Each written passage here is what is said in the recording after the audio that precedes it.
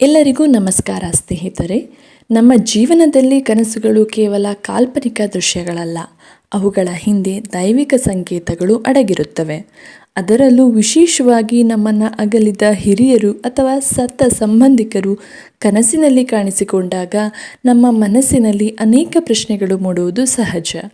ಈ ರಹಸ್ಯಗಳ ಬಗ್ಗೆ ಮತ್ತು ನಮ್ಮ ಪುರಾಣಗಳಲ್ಲಿ ತಿಳಿಸಿರುವ ವಿಶೇಷ ಮಾಹಿತಿಯನ್ನು ನಾವು ಇಂದು ವಿವರವಾಗಿ ತಿಳಿದುಕೊಳ್ಳೋಣ. ವಿಡಿಯೋನ ಸ್ಕಿಪ್ ಮಾಡದೆ ಕೊನೆಯವರೆಗೂ ನೋಡಿ.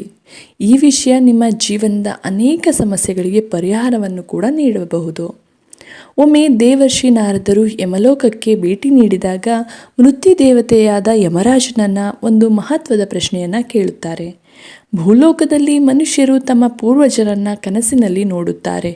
ಇದರ ಅರ್ಥವೇನು ಮತ್ತು ಇದರಿಂದ ಅವರಿಗೆ ಸಿಗುವ ಸಂಕೇತಗಳಾದರೂ ಎಂತಹವು ಎಂದು ನಾರದರು ವಿಚಾರಿಸುತ್ತಾರೆ. ಆಗ ಯಮರಾಜನು ಮಾನವ ಕುಲದ ಕಲ್ಯಾಣಕ್ಕಾಗಿ ಈ ರಹಸ್ಯಗಳನ್ನು ಬಿಚ್ಚಿಡುತ್ತಾರೆ. ಯಮರಾಜರು ತಿಳಿಸುವ ಪ್ರಕಾರ ಕನಸಿನಲ್ಲಿ ಪಿತೃದೇವತೆಗಳು ಕಾಣಿಸಿಕೊಳ್ಳುವುದು ಕೇವಲ ಸಾಮಾನ್ಯ ವಿಷಯವಲ್ಲ. ಒಂದು ವೇಳೆ ನಿಮ್ಮ ಕನಸಿನಲ್ಲಿ ಪೂರ್ವಜರು ಹಸಿವು ಅಥವಾ ಬಾಯಾರಿಕೆಯಿಂದ ಬಳಲುತ್ತಿರುವಂತೆ ಕಂಡರೆ ಅದು ಅವರು ಇನ್ನೂ ಪ್ರೇತ ರೂಪದಲ್ಲಿ ಅಲೆದಾಡುತ್ತಿದ್ದಾರೆ ಎಂಬುದರ ಸಂಕೇತವಾಗಿದೆ. ಅವರಿಗೆ ಸರಿಯಾದ ಸಮಯದಲ್ಲಿ ಶ್ರಾದ್ದ ಅಥವಾ ತರ್ಪಣಗಳು ತಲುಪಿಲ್ಲ ಎಂದರ್ಥ.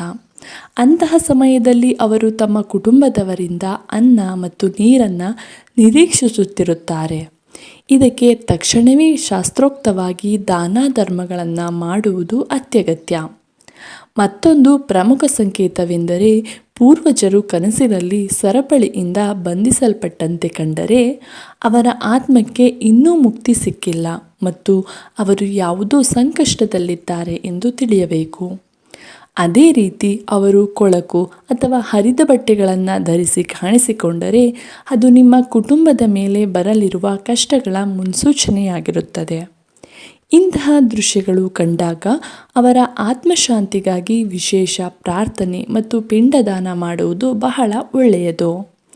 ಆದರೆ ಎಲ್ಲ ಕನಸುಗಳು ಅಶುಭವಾಗಿರುವುದಿಲ್ಲ. ಒಂದು ವೇಳೆ ನಿಮ್ಮ ಕನಸಿನಲ್ಲಿ ಪೂರ್ವಜರು ನಿಮ್ಮ ತಲೆಯ ಮೇಲೆ ಕೈ ಇಟ್ಟು ಆಶೀರ್ವದಿಸುತ್ತಿದ್ದರೆ ಅದು ಅತ್ಯಂತ ಶುಭ ಸಂಕೇತವಾಗಿದೆ. ಇದರ ಅರ್ಥ ನಿಮ್ಮ ಹಿರಿಯರು ನಿಮ್ಮ ಮೇಲೆ ಪ್ರಸನ್ನರಾಗಿದ್ದಾರೆ ಮತ್ತು ನಿಮ್ಮ ಜೀವನದಲ್ಲಿ ಶೀಘ್ರದಲ್ಲೇ ಯಶಸ್ಸು ಹಾಗೂ ಸುಖ ಶಾಂತಿ ಲಭಿಸಲಿದೆ ಎಂದರ್ಥ. ಅವರು ಸಂತೋಷವಾಗಿ ತೇಜಸ್ಸಿನಿಂದ ಮತ್ತು ಬಿಳಿ ಬಟ್ಟೆಗಳನ್ನು ಧರಿಸಿ ಕಾಣಿಸಿಕೊಂಡರೆ ಅವರಿಗೆ ಮುಕ್ತಿ ಸಿಕ್ಕಿದೆ ಮತ್ತು ಅವರು ದಿವ್ಯ ಲೋಕದಿಂದ ನಿಮ್ಮನ್ನು ರಕ್ಷಿಸುತ್ತಿದ್ದಾರೆ ಎಂದು ಭಾವಿಸಬೇಕು. ಕೆಲವೊಮ್ಮೆ ಕನಸಿನಲ್ಲಿ ಪೂರ್ವಜರು ನಿಮ್ಮ ಕಡೆಗೆ ಕೈ ಚಾಚುತ್ತಿರುವಂತೆ ಕಂಡರೆ ನೀವು ಮಾಡುತ್ತಿರುವ ಸತ್ಕಾರ್ಯಗಳಿಂದ ಅವರು ತೃಪ್ತರಾಗಿದ್ದಾರೆ ಮತ್ತು ನೀವು ಸರಿಯಾದ ಹಾದಿಯಲ್ಲಿದ್ದೀರಿ ಎಂದು ಅವರು ಪ್ರೋತ್ಸಾಹಿಸುತ್ತಿದ್ದಾರೆ ಎಂದರ್ಥ.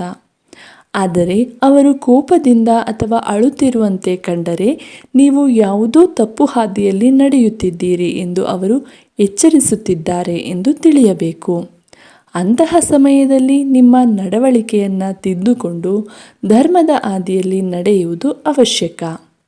ಪಿತೃಪಕ್ಷದ ಸಮಯದಲ್ಲಿ ಕುದುರೆ, ಆನೆ ಅಥವಾ ಎತ್ತುಗಳಂತಹ ಪ್ರಾಣಿಗಳು ವಿಚಿತ್ರವಾಗಿ ಕನಸಿನಲ್ಲಿ ಕಂಡರೆ ನಿಮ್ಮ ಪೂರ್ವಜರ ಆತ್ಮಗಳು ಇನ್ನೂ ತೃಪ್ತಿ ಹೊಂದಿಲ್ಲ ಎಂದು ಶಾಸ್ತ್ರಗಳು ಹೇಳುತ್ತವೆ.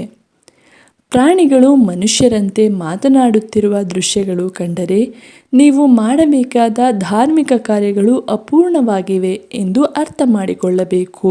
ಕೊನೆಯದಾಗಿ ಯಮರಾಜರು ಹೇಳುವಂತೆ ಯಾರು ತಮ್ಮ ಪೂರ್ವಜರನ್ನು ಭಕ್ತಿಯಿಂದ ಸ್ಮರಿಸಿ ಅವರಿಗಾಗಿ ದಾನ ಧರ್ಮ ಮತ್ತು ಶ್ರಾದ್ದ ಕಾರ್ಯಗಳನ್ನು ಮಾಡುತ್ತಾರೋ ಅಂತಹವರಿಗೆ ಪಿತೃದೇವತೆಗಳ ಸಂಪೂರ್ಣ ಆಶೀರ್ವಾದ ಲಭಿಸುತ್ತದೆ.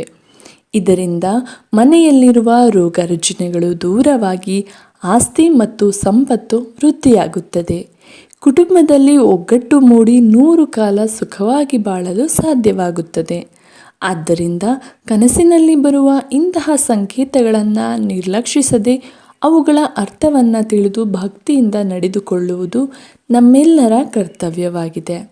ಈ ಮಾಹಿತಿಯು ನಿಮ್ಮ ಜೀವನಕ್ಕೆ ದಾರಿದೀಪವಾಗಲಿದೆ ಎಂದು ಭಾವಿಸುತ್ತಾ ಈ ವಿಡಿಯೋವನ್ನು ಮುಗಿಸ್ತಾ ಇದ್ದೀನಿ. ಈ ವಿಡಿಯೋ ನಿಮಗೆಲ್ಲ ಇಷ್ಟವಾಗಿದ್ದರೆ ಲೈಕ್ ಮಾಡಿ, ಹಾಗೆ ನಿಮ್ಮ ಸ್ನೇಹಿತರ ಜೊತೆ ಶೇರ್ ಮಾಡಿ. ನಿಮ್ಮ ಅನಿಸಿಕೆ ಅಭಿಪ್ರಾಯಗಳನ್ನು ಕಮೆಂಟ್ ಮುಖಾಂತರ ತಿಳಿಸಿ. ಎಲ್ಲರಿಗೂ ಧನ್ಯವಾದಗಳು.